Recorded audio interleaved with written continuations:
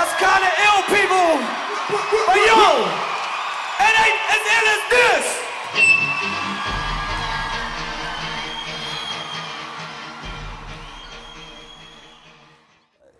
I'm very interested in your position on regenerating stuff. Yeah. Because Eden, as you know, was derelict, completely derelict.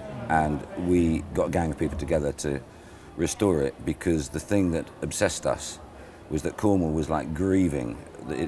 Nothing successful happened in Cornwall. People thought it was past its sell-by date and everything else. So we got a gang of people to restore it as a symbol of regeneration. And people say that the thing they get from Eden is optimism. One of the things I found very striking, watching you speak on the Observer TEDx and also your music, is that it's as if actually you're leading the flag of optimism, but you're actually trying to say first, you've got to actually recognise what is before you can deal with it.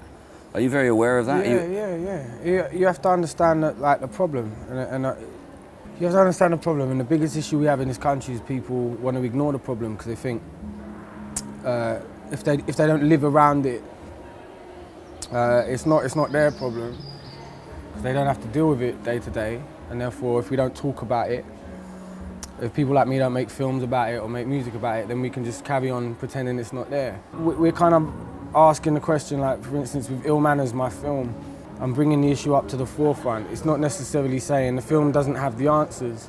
I think that us as people have to kind of watch the film, listen to the album, look at the stuff that's going on within those kind of sections of society, get to the root of the problem, and then find the solution.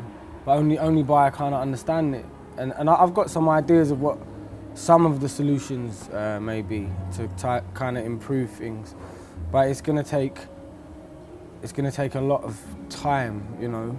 And people think you can fix these things with money. Well, you can't. You know, it takes time and love and kind of and passion, and you mean like a garden, I guess. You know, do you know what I mean? You kind of got to put the time into it and nurture it. And so I'm talking about a bunch of kids that aren't being parented, you know what I mean? That aren't being looked after by anyone, and they need to be kind of nurtured properly. But first things first, you need to get to the root of their issues. And, you know, I don't know if you saw the BBC 3 documentary I done recently, all the kids was kind of into music, but before we could even get into music, get into them writing songs and performing, we had to kind of deal with emotional issues first. Do you know what I mean? We had to kind of get through them before we could even get the kids to kind of express themselves. And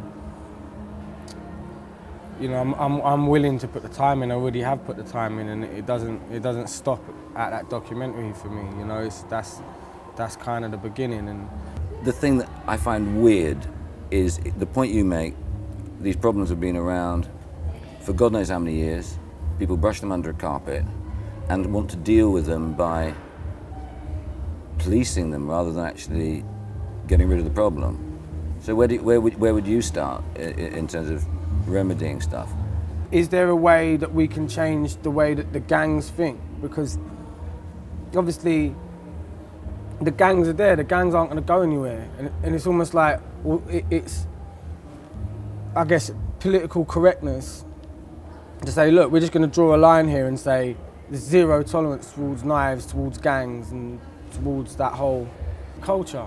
Zero tolerance. So we can't be seen to be allowing gangs to exist. And my point is, well, they are going to exist, whether or not you can be seen to allow them to exist. So how do we change? Why don't we work on trying to change the attitude of the gangs? Kids are always going to be doing illegal things. They're always going to be. Especially in the inner city areas. So it's rather than saying, you know, we have to have a zero tolerance towards that, you say, look, accept that you're never going to eradicate it. So why don't we try and work on changing the attitudes of these kids?